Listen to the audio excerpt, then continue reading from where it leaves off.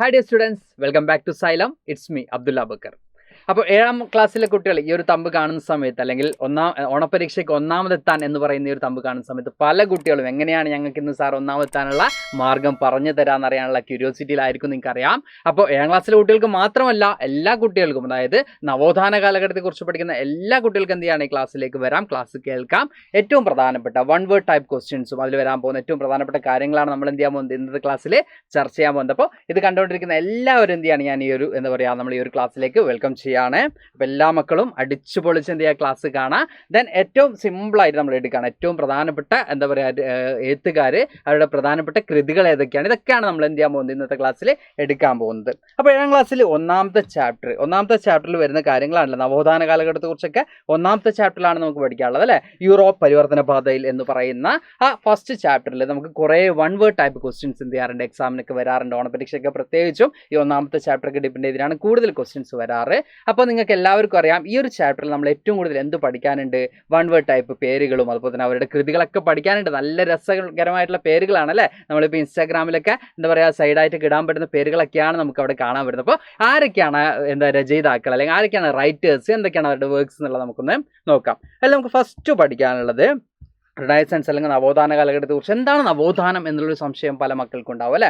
അപ്പോൾ നിങ്ങൾക്കറിയാം ആദ്യ കാലഘട്ടത്തിലൊക്കെ അന്ധമായിട്ടുള്ള വിശ്വാസങ്ങളൊക്കെ ഉണ്ടായിരുന്നു, അല്ലെങ്കിൽ എല്ലാം അന്ധമായിട്ടുള്ള വിശ്വാസത്തിൻ്റെ അടിസ്ഥാനത്തിലായിരുന്നു കലയാണെങ്കിലും സാഹിത്യമാണെങ്കിലും ചിത്രമാണെങ്കിലും എല്ലാം രചിച്ചിരുന്നെങ്കിൽ പിന്നീട് എന്തിലേക്ക് വരുന്നുണ്ട്, മനുഷ്യരുടെ പെർസ്പെക്റ്റീവിലേക്ക് അല്ലെങ്കിൽ ഹ്യൂമൻ ബീയിങ്സിലേക്ക് എന്ത് ചെയ്യുന്നുണ്ട്, കാര്യങ്ങൾ മാറുന്നുണ്ട്. അല്ലെങ്കിൽ ആളുകളുടെ ദൈനംദിന ജീവിതത്തെക്കുറിച്ചൊക്കെ എന്ത് ചെയ്യുന്നുണ്ട്, കലാകാരന്മാരും അവരുടെ എഴുത്തുകളിലൊക്കെ പ്രതിപാദിക്കുന്നതായിട്ട് നമുക്ക് കാണാൻ പറ്റുന്നുണ്ട്. അപ്പോൾ ഇത്തരത്തിൽ ചിന്താധാരയിൽ വലിയ മാറ്റങ്ങൾ വന്നിട്ടുണ്ട് അല്ലേ. കുറച്ചും കൂടി തെളിവിൻ്റെ അടിസ്ഥാനത്തിൽ കാര്യങ്ങൾ നോക്കി കാണുന്നത്, അല്ലെങ്കിൽ കുറച്ചും കൂടി ഊർജ്ജമായിട്ട്, അല്ലെങ്കിൽ കുറച്ചും കൂടി ആളുകൾ എല്ലാം കുറച്ചും കൂടി പോസിറ്റീവായിട്ട് കാണുന്ന ഒരു കാലഘട്ടം നമുക്ക് പറയാം. നോളജിലൊക്കെ വലിയ ചേഞ്ചസ് ഒക്കെ ഉണ്ടാവുന്നുണ്ട്. അപ്പോൾ ഈ ഒരു കാലഘട്ടത്തിൽ കുറേ റൈറ്റേഴ്സ് ഉണ്ട് മക്കളെ, കുറേ റൈറ്റേഴ്സ് ഉണ്ട്, അവരുടെയൊക്കെ കുറേ ബുക്സും കാര്യങ്ങളൊക്കെ ഉണ്ട്. ഇതൊക്കെയാണ് നമ്മളിന്ന് കാണുന്ന ഒരു ലോകത്തെ സൃഷ്ടിക്കാൻ എന്ത് ചെയ്തിട്ടുള്ളത്, കാരണമായിട്ടുള്ളത്. അപ്പോൾ അതിൽ ഫസ്റ്റ് നമുക്ക് നോക്കാനുള്ളത് പെട്രാർക്ക് എന്ന് പറയുന്ന റൈറ്ററെ കുറിച്ചാണ്. പെട്രാർക്ക് നിങ്ങൾക്ക് വൺ വേർഡ് ടൈപ്പ് ക്വസ്റ്റ്യൻ വരാം. ഫാദർ ഓഫ് റിനൈസൻസ് അല്ലെങ്കിൽ നവോത്ഥാനത്തിന്റെ പിതാവ് ആര് എന്ന രീതിയിൽ എന്ത് ചെയ്യാം, ഒരു ക്വസ്റ്റ്യൻ വരാം. അപ്പോൾ ആരാണ് മക്കളെ, പെട്രാർക്കാണ് നവോത്ഥാനത്തിന്റെ പിതാവ് എന്ന പേരിൽ അറിയപ്പെടുന്നത്. അപ്പോൾ നവോത്ഥാന കാലഘട്ടത്തിന്റെ പിതാവ് ആര് എന്നൊരു ക്വസ്റ്റ്യൻ വരാണെങ്കിൽ മക്കൾ ആരും തെറ്റ് ചെയ്തരുത്. ആരാണ് മക്കളെ നവോത്ഥാന കാലഘട്ടത്തിന്റെ പിതാവ് അല്ലെങ്കിൽ നവോത്ഥാനത്തിന്റെ പിതാവ്, which known as father of renaissance എന്ന് ചോദിക്കുകയാണെങ്കിൽ പെട്രാർക്കാണ് മക്കൾ അവിടെ നിങ്ങൾ ആൻസർ ചെയ്യേണ്ടത്. അദ്ദേഹത്തിന്റെ ഏറ്റവും ഫേമസ് ആയിട്ടുള്ള ബുക്കിന്റെ പേരാണ് മക്കളെ സീക്രട്ടം. എന്താണ് അദ്ദേഹത്തിന്റെ ഏറ്റവും ഫേമസ് ആയിട്ടുള്ള ബുക്കിന്റെ പേര്? സീക്രട്ടം എന്നുള്ളതാണ് അദ്ദേഹത്തിൻ്റെ ഏറ്റവും ഫേമസ് ആയിട്ടുള്ള ബുക്കിൻ്റെ പേര്. അപ്പോൾ പെട്രാർക്ക് അദ്ദേഹത്തിൻ്റെ വർക്കിൻ്റെ പേരാണ് സീക്രട്ടം. അപ്പോൾ ഏറ്റവും പ്രധാനമായിട്ട് അല്ലെങ്കിൽ ഏറ്റവും കൂടുതൽ വൺ വേർഡ് ടൈപ്പ് ക്വസ്റ്റ്യൻ വരുന്നതിൽ ഫാദർ ഓഫ് റിനൈസൻസ് അല്ലെങ്കിൽ ആരാണ് നവോത്ഥാനത്തിൻ്റെ പിതാവ്, അതുപോലെ തന്നെ ആരുടെ ബുക്കാണ് സീക്രട്ടം അല്ലെങ്കിൽ സീക്രട്ടം രചിച്ചത് ആരാണ്, അതുപോലെ തന്നെ പെട്രാർക്കിൻ്റെ ബുക്കിൻ്റെ പേരെന്താണ്. ഇങ്ങനെ ഏത് ക്വസ്റ്റ്യൻ വന്നാലും മക്കൾ ഒന്നും ചെയ്യരുത്, അന്തം വിട്ട് നോക്കി നിൽക്കരുത്. കൃത്യമായിട്ട് അവിടെ എന്ത് ചെയ്യാൻ പറ്റണം, ആൻസർ ചെയ്യാൻ മക്കൾക്ക് പറ്റണം. അടുത്ത നമ്മുടെ മറ്റൊരു രചയിതാവാണ് അല്ലെങ്കിൽ മറ്റൊരു റൈറ്ററാണ് നമ്മളിവിടെ പറയാൻ പോകുന്നത്. ആരാണ് മക്കളെ, ഈ പിക്ചർ കണ്ടു ടെക്സ്റ്റൊക്കെ കിട്ടിയിട്ടുണ്ടാവും മക്കളെ, ആരാണത്? അപ്പോൾ ദാന്തെ എന്നാണ് അദ്ദേഹത്തിൻ്റെ പേര് അല്ല. അപ്പോൾ ദാന്തെ അദ്ദേഹത്തിൻ്റെ കൃതിയുടെ പേരെന്താണ്, ഡിവൈൻ കോമഡി എന്നുള്ളതാണ് ആരുടെ കൃതിയുടെ പേര്, ദാന്തയുടെ കൃതിയുടെ പേര്. അപ്പോൾ ആ പിക്ചറിൽ കാണുന്ന ആരാണ് മക്കളെ, ദാന്തെയാണ് ആ പിക്ചറിൽ കാണുന്നത്. അദ്ദേഹത്തിൻ്റെ കൃതിയുടെ പേര് അല്ലെങ്കിൽ അദ്ദേഹത്തിൻ്റെ വർക്കിൻ്റെ പേര് എന്താണ് മക്കളെ, ദ ഡിവൈൻ കോമഡി എന്നുള്ളതാണ് ആരുടെ വർക്കിൻ്റെ പേര്, ദാന്തയുടെ വർക്കിൻ്റെ പേര്. അപ്പോൾ ആരാണ് ഈ ഒരു ബുക്ക് രചിച്ചത് എന്നുള്ള വൺ വേർഡ് ക്വസ്റ്റ്യൻ വരുന്ന സമയത്ത് ആരും എന്ത് ചെയ്യരുത്, അങ്ങോട്ടും ഇങ്ങോട്ട് നോക്കി കോപ്പി അടിക്കാനൊന്നും നിൽക്കരുത്. സിമ്പിളായിട്ട് നിങ്ങൾക്ക് തന്നെ ആൻസർ ചെയ്യാൻ പറ്റണം അല്ലേ. അപ്പോൾ എല്ലാ മക്കളും എന്ത് ചെയ്യുക, ഈ ബുക്ക് ആരാണ് എഴുതിയത് എന്നുള്ള കാര്യങ്ങളൊക്കെ പഠിച്ചു വെക്കുക.